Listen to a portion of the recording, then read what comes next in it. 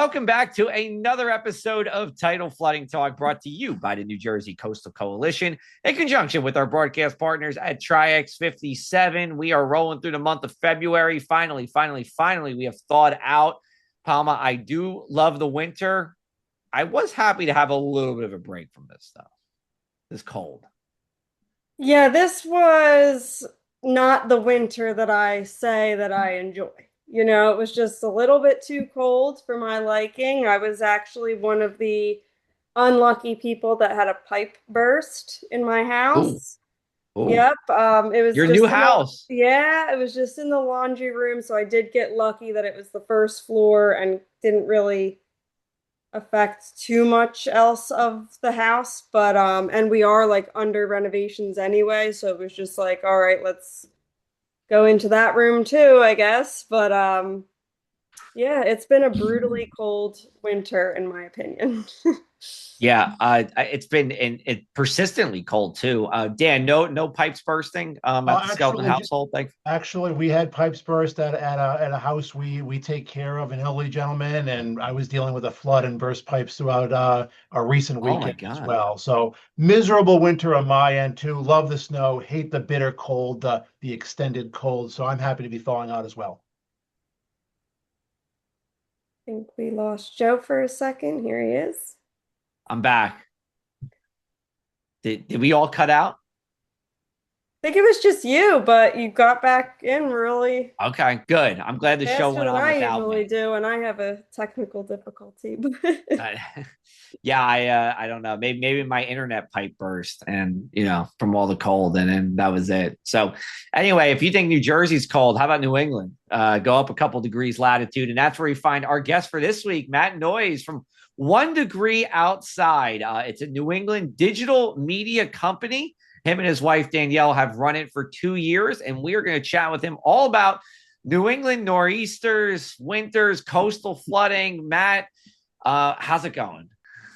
It's going great. And I was hearing you guys talking about bursting pipes, and thankfully, no bursting pipes here. Although the tile in our floor inside the front door did just buckle over the last 2 days, because up here it's been so cold with so much snow and so much ice that now the carrier beams of the house are starting to change shape, and you're starting to get your posts and beams changing shape. So actually, if you look at the front door in the foyer right now, the tile is just sticking up like a tent in there. So I'm very much looking forward to the thaw. It's been a rough one up here too, but the kids have loved it. They've spent a lot of time playing in the snow this winter up here, that's for sure.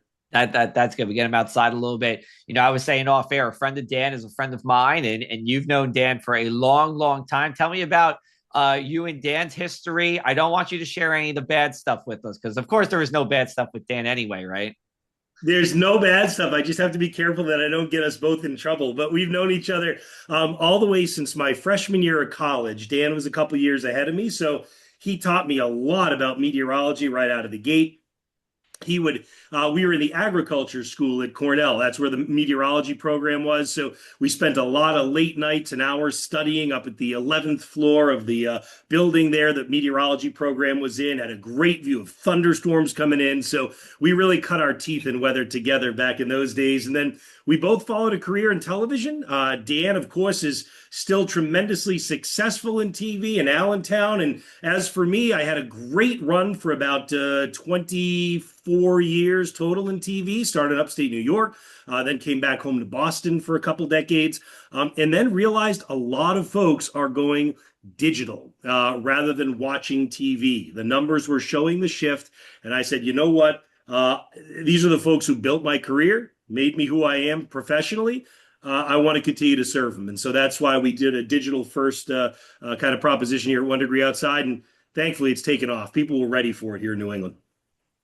Now I have to ask because I think I always ask all meteorologists that come on the show. And when did you decide you wanted to become a meteorologist? Because I think 90% of the people that I've asked that, it's younger than 10. So Right. So true.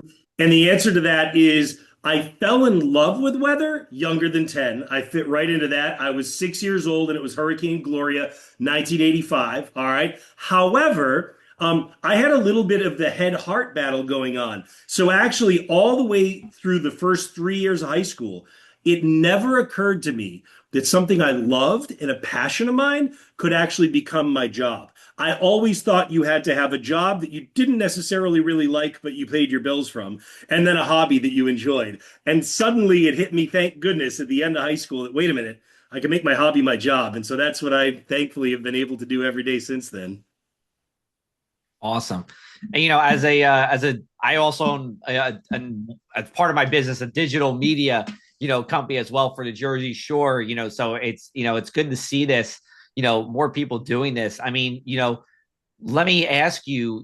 When you communicate with your people, how are you? What are you doing that's different than what you were doing in television? I mean, yes, we know it's on YouTube, right? It's on your website. You have Yeah. a great website, by the way. I love it. I told you off air. I borrowed some of your Thanks. ideas for my website. Thank But you. like, what is something different that you're doing that you weren't doing in television? I could put it in one word, interacting, Okay. right? I mean, Okay. that's the big difference. And you know it too, right? Which is that after decades of broadcasting, after decades of speaking to people, now, thankfully, it's an opportunity to speak with people. So we always joked around in television about the fact that, yeah, you're talking to the camera and the camera doesn't talk back. Well, now in a digital first, venture, now the camera talks back. It has a lot of different voices that are watching from a lot of different spots. So honestly, that's been the most wonderful part about it. That's where I really wished that we could have taken the linear television landscape. I think that there was a lot of opportunity to do that that just wasn't necessarily capitalized on. So I'm thrilled to be able to do it myself and do it with my wife, Danielle, by the way, who is my co-founder at One Degree Outside, also a meteorologist. She's got her master's in meteorology from Florida State University. She was on Boston TV. In fact, we competed against each other. First, we worked together at NBC and the cable news station, New England Cable News in New England. And then she went to CBS. And so we were both morning meteorologists competing against each other until we got married and had kids, and the rest is history.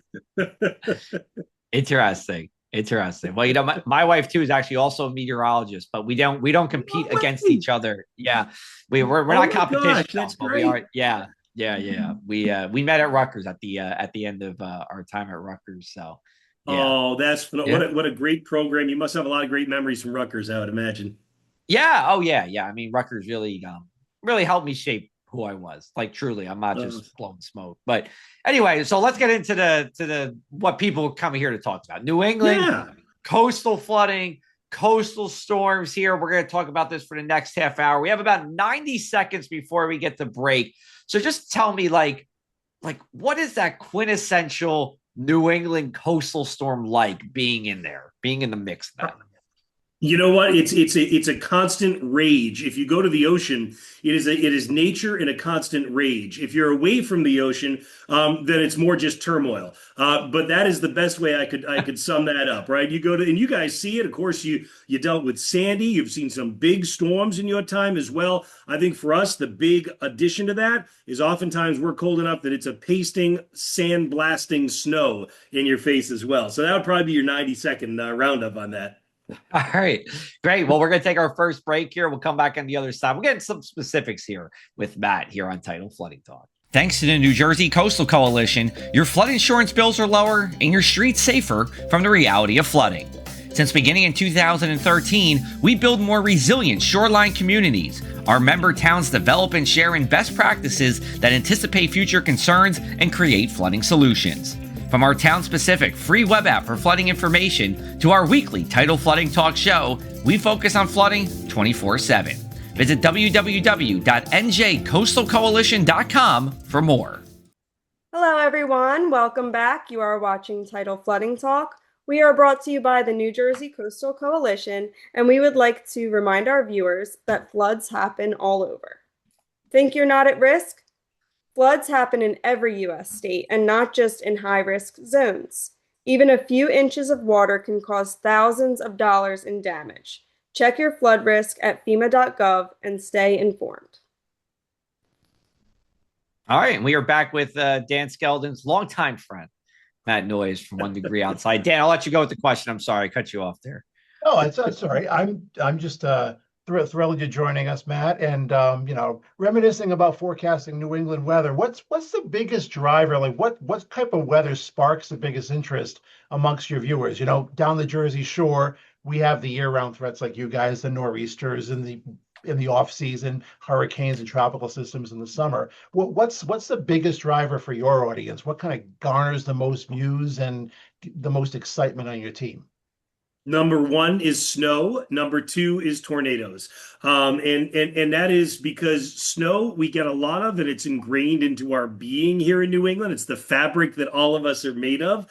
So when snow comes calling, it becomes the number one bill. But having said that, tornadoes are a very different reason because we don't historically get a lot of them up here. So on times when we do have a tornado warning, any type of rotation inside of a storm, that garners a lot of attention too, because it's something that we're just not kind of used to dealing with. So those are our two biggest ones. Of course, that's only largely because, Dan, as you know, we've gone so long without a landfalling hurricane in New England that it almost has been wiped from recent memory of most of the folks who live here, which is a very dangerous reality, but a reality nonetheless, and means that therefore we don't have the same hyper vigilant tropical attention every time there's a new update in the tropics that some places have. Not now. Nature will eventually change that, as you guys know. And we talk about that all the time, with Sandy. One of the good things, there's not a lot of good that came out of Sandy, but it gave everybody a refresher. It proved that the Jersey Shore wasn't immune, and it gave us a measuring stick to kind of compare recent storms to. New England, the last one was what? The last significant one It was the Blob of 91 was the last, yeah. And then before that, Gloria of 85. But neither of those, of course, as you guys know, were major hurricanes. So New England hasn't seen a major landfalling hurricane since 1954, which means there's not too many people. There's people who are alive for it. There's not too many people who remember a landfalling major hurricane in New England, let alone the amount of building that we've had along the coast and the amount of population surge that we've had to the coast since then. So there's not a lot of folks who realize the catastrophe. And part of what we do is we actually do training seminars for corporations and companies that are very ingrained in weather here in New England and depend on it a lot. And we really open some eyes. And all we have to do is share with them some of the statistics from, let's say, the Great Hurricane of 1938, or as some call it down your way, the Long Island Express. We can't bear to call it that, but nonetheless, the Great New England Hurricane of 1938 usually serves as our benchmark for hurricanes. And it's funny, for blizzards, it's always the blizzard of 1978, but we have bested that on snowfall, and we have bested that on coastal flooding as well. Just a lot of folks, I think, in nostalgia have that still in their minds. Yeah, I think oh, go ahead, Joe. No, go ahead, Palma, go. Well, I was just going to say, like, that's part of what we try to do with the coalition is keep it at the forefront of everyone's mind that flooding can happen. We could have another hurricane next year. Like, don't just forget about, for us, it was Sandy in my mind. And also we have a lot of new people that live here now. So keeping those people informed too is just as important, but it is easy to let yourself put it out of your mind and just hope that you're never going to see that again. So I was just agreeing with you on that. Yeah, and you're so right. And Palma, I think the other thing on the other side of the spectrum that you just kind of made me think of is the fact that, with the fact that we've seen a rising sea level, we now are seeing more frequent of these sunny day, high tide flooding events. We're seeing more of these, king tide, as it's become called, thanks to the folks in California. We used to call it a perigean spring tide back in old New England weather times, gosh darn it. But nonetheless, the king tides, we're seeing more and more coastal impact than we've ever seen before at times that folks wouldn't expect it. So we know that's just raising the baseline for the coastal flooding that happens in the storms where we do expect it. Matt, just tell us about the geography of the New England coastline and how nor'easters impact the tidal flooding there. Are there places that are more prone to it than others because of the geography of the coastline? Absolutely. And of course, remember, New England stretches all the way from basically Stamford, Connecticut, right, all the way up through Eastport, Maine. And so, and that's not to exclude the little extremities because you count too. But nonetheless, so this means that you have a couple of different areas of coastal flooding. When you've got an east-northeast or an easterly wind, you're piling the water up to the western end of Long Island Sound, and you're very vulnerable from New Haven, Connecticut, all the way down to New York. And then when you get more classic nor'easter that moves south and east of Martha's Vineyard and Nantucket, well, now you're battering a northeast wind into our entire eastern coastline. And that really goes from southern Maine through the seacoast of New Hampshire, down through eastern Massachusetts, including Cape Cod. And that might be the biggest kind of geographic note, is that the Cape, of course, is a thin strip of land shaped like a flexing arm that sticks out into the ocean and becomes even more vulnerable to these storms as they come by, both with regard to wind and coastal flooding and beach erosion, which has become a big thing for us over the last 10 to 15 years. You know, a lot of folks talk about the rising sea level producing coastal flood issues, but for us here in New England, it also really has produced some significant beach erosion issues as well. So that's been a big part of it. Part of what we do at 1 Degree Outside, yes, we are a digital media company, but we actually do private forecasting as well. So we actually have developed a coastal flood, beach erosion, and overwash forecast for places that never had it before. So we all know that there are coastal flood tide gauges up and down the seaboard, and that's down where you guys are. That's up here in New England. But they're only at certain places and points. And if you live in between those points, you have to kind of infer what might be happening based upon those forecasts. So what we said is, let's fill in those points. So we actually created tidal height forecasts, including storm surge and everything else, in hourly detail for these spots in between. That's been a big part of our partnership with emergency management and first responders up here as well. Awesome. Amazing. Now, Do you find, Matt, that we find in New Jersey, locals a little more in the know as far as tidal flooding, what your flood level is, with difference between minor, moderate, major tidal flooding. How knowledgeable are New Englanders, locals and vacationers, when it comes to tidal flooding and kind of knowing what to expect? You ask a great question, Dan, because look, the local population is very knowledgeable on what's going to be happening with regard to coastal flooding in a given location, with maybe the exception of the fact that we've become all of us across the country have become a more mobile population since COVID. So we do find that there are some folks that are moving to the coastline that don't really know the history of it, but usually our longtime locals do a pretty good job of spreading the word and letting them know what's up when it comes to that. I think that as far as what we look at with tourists and with folks visiting, look, Cape Cod again, the Cape and the Islands is a big tourism spot. And so this is one of the things that we do think about from an emergency planning standpoint up here, is that someday when, not if, but when the next hurricane comes calling to New England, if it should happen anywhere in season between Memorial Day and Labor Day, there would be tens of thousands of folks that would need to evacuate off of Cape Cod. And those bridges need to shut down when the wind gusts get beyond a certain level of about 60 miles per hour frequently. So that is a real part of the emergency management plan up here, is understanding the busiest times and understanding how much in advance evacuations would have to begin. It's not like you see out of New Orleans. It's not like you see out of South Florida in some of these major urban areas, but nonetheless, it's still a deal because the bridges off the Cape are pretty small for volume wise. Got it. All right, we're going to take our second break here. We'll be back on the other side. More from Matt on Tidal Flooding Talk. Welcome to your Jersey Shore 24/7 live streaming weather channel. I'm meteorologist Joe Martucci. Our team at Cup of Joe Weather and Drone is covering the shore like nowhere else. And this live streaming weather channel is one more reason why.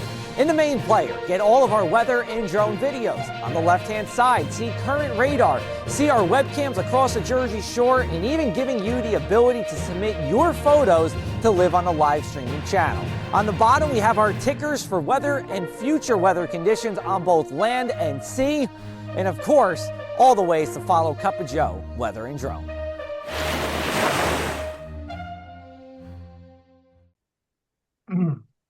Welcome back to this week's Tidal Flooding Talk, where our co-host Palma has the pleasure, I'll put that word in quotes, of being with three meteorologists this week.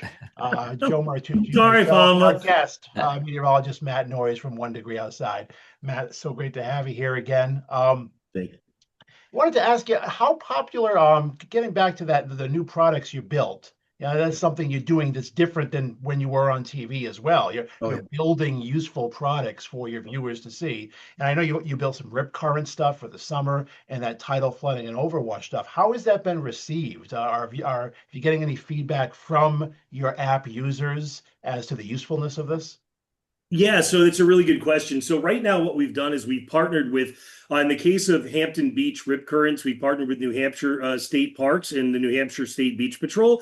And that was something separate from the coastal flooding. The coastal flooding is our partnership with Duxbury Fire Department and a series of emergency management agencies across the South Shore of Massachusetts. The idea from both of those, though, is that this data goes to the emergency planners and or the Beach Patrol themselves. So we actually don't incorporate that into our app, and we do that pretty intentionally. The reason that we do that is because, look, we still have the ability, like when we were on television, to be the mouthpieces of the information, right? So we can vet the information, we can look at it. It is new, it's experimental still because it's only been in existence for a couple of years.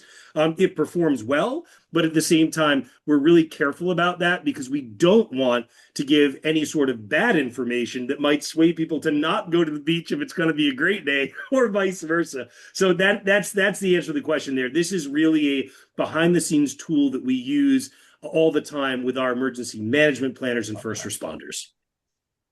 Now, since you have experience both as a TV meteorologist and now you're on this digital platform, what have you found to be the greatest challenges of this digital world of forecasting?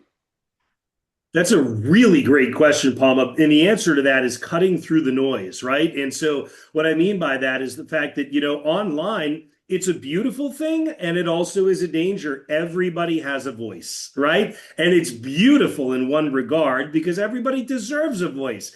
But the other part of that is that means that there are times that folks with very, very large and significant followings aren't actually necessarily interpreting data in the way that it needs to be or should be interpreted. So that is the danger, is that there's mixed messaging that goes on. I'll say that I believe that danger, though, is greatly outweighed by the potential reach. The number of folks that we can reach digitally now is far beyond the number of folks that we could reach linearly and through kind of old school television. And so that is, essentially the saving grace. You realize that if you have a good message and your message is cohesive, coherent, and accurate, at least you have that kind of unfettered base potential there. Got it. And, just kind of that balance between being a public face, right, doing the media, and then also the consulting. I feel very similar to you with these parallels here. What have there been any challenges trying to balance the both, between the two of them? Ooh. Oh, Joe. Yes. I don't need you to tell us all your woes. I'm just kind of, No. How do you balance that? Yes, no, it's so look, our company is my wife Danielle and myself, and we have a data scientist who we contract out to as well from time to time. But largely it's the two of us with all the forecasting, with all the videos, with the private client forecasting that we do for municipalities, right? And we have 3 kids. And so, you put all that together and it's tremendously spread thin. However, having said that, a lot of folks say, so how are you going to scale and how are you going to grow? And my answer is really simple. We do a great job. We make sure that it is the best quality forecast that these organizations can get. And then we hire more meteorologists because isn't this the dream of every meteorologist, is to be operationally and actively forecasting and making a difference for the public. So I'm really excited about the growth. I certainly am having flashbacks to when I was in my early 20s, starting out in TV, working very hard for very little, and at the same time, doing it all on a wing, a prayer, a passion, and a dream. And those days have come back, and it's very organic, and it's resulted in some really beautiful things. Awesome. Well, we wish you the best of luck, and we keep on grinding. And, if you put hard work into it and you talk to the right people and, good things happen, right? Sometimes That's it's like right. a forest through the trees, or was it forest through the trees, trees through the forest? I feel you there. Well, we're gonna almost wrap up this week's episode of Tidal Flooding Talk, but we are gonna end the week like we do every week by talking about the one thing we can't stop talking about: tidal flooding or otherwise. Dan, the floor is yours. Well, it's my first opportunity to commiserate about my New England Patriots performance in the Super Bowl with my fellow Yes, Patriots fan. I mean, very seldom do I have my best friend and a Patriots fan together on Tidal Flooding Talk. So that's true. that's the thing I can't stop talking about. At least until February is over and baseball season begins. Okay. I'm curious, where does this Patriots loss rank in the worst New England championship game losses? I think it's way down. I did not Okay. expect us to do that well. I mean, like, Okay. the Buckner 86 World Series is bad. The Giants Super Bowl, the helmet catch, those are horrible. Okay. This one, it hurts, but it's way down that list. Okay. Matt, I'll toss to you. Maybe I'll just have you if you want to just talk about your Pats there. Where are we at? I was rooting for the Patriots for the record. I love that. That's great. And it's so funny because when you said the topic, when you said what we were going to talk about, first thing that popped in my mind is, I guess we're talking about the Patriots. So Dan, we're on the same page there. Look, I loved it. I loved the game. I loved every second of it. It was a terribly played game in some regards by the Patriots. Drake is fantastic, but could not get the ball where it had to go. But having said that, again, being a big picture, back to the organic roots of hard work and making things happen kind of guy, right? This is a team that went from 3-14 to 14-3 and went to the Super Bowl. We would never have imagined that last year. Imagine what's in the future. There is so much great ahead. I found the game to be tremendously uplifting that we were there. I See, agree. Matt's always the glass is half full type of guy. So thank you. That makes Okay. It balances out. Palma, do you want to keep it in the sports realm, or are we going to bounce outside of Just there? for a second, All I right. am a hockey fan, so I don't really watch football that often, but I personally thought the Super Bowl was kind of boring this year. No offense. I mean, it none was like, taken. Yeah. there wasn't like a touchdown for like a long time, but Yeah. whatever. So I would like to say, since my kitchen is kind of torn apart, I had to move my coffee machine, my Nespresso machine, up to my room. Mm. And I don't know how I'll ever go back. I mean, it's very convenient to just wake up and have your coffee. So Yeah. I don't know. I would try it. That's all. Wow. Well, I'll tell you, you guys are Interesting.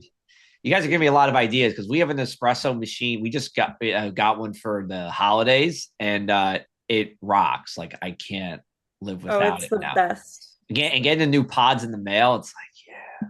So anyway, but I'm not going to do that one. I did want to talk about the Super Bowl here because it was our first time to talk about this.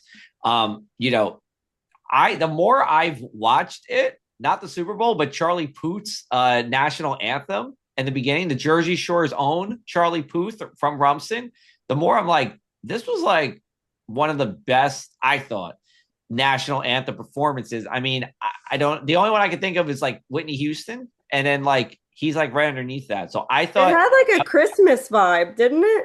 it Had like a did. Christmas Yeah, song vibe totally. to it. Totally. Yeah. And he I thought like he absolutely crushed it. I thought it was like it kind of kept the spirit of the national anthem. Like sometimes people go a little too like off the rails with it, but I thought that was there. And then like the camera angles, shout out to the camera angle dude who got the fighter jet at the end, as he was doing it. But yeah, Charlie Puth, Jersey Shore's own. I thought he crushed it, and I just want to say it here on Tidal Flooding Talk for everybody. So I hear he watches every single time, so I think he's going to be very happy you gave him the shout out. oh, does he? Good. I'm glad he does. Yeah, he's Shout out. he's a big fan. All right. Absolutely. Shout out Charlie Puth. Shout out Rumson, New Jersey. So all right. Well, hey Matt, really appreciate you being on here with us. Tell us where we can find more about your business and where people can check out what you're doing. You're so kind. Thank you very much. OneDegreeOutside.com is the website, and the app is in the App Store. It's free. It's 5 stars, and it works everywhere in the country and the world. Just search the number 1 Degree Outside Weather on the App Store and Google Play. Wow. Awesome. Love that. All right, great. Well, Matt, thanks again for chatting with us. We're going to be back with you Thank guys you. next Tuesday with Tidal Flooding Talk. As we always do, we have episodes lined up into the spring. For Dan, Palma, I'm Joe Martucci. We'll talk with you soon.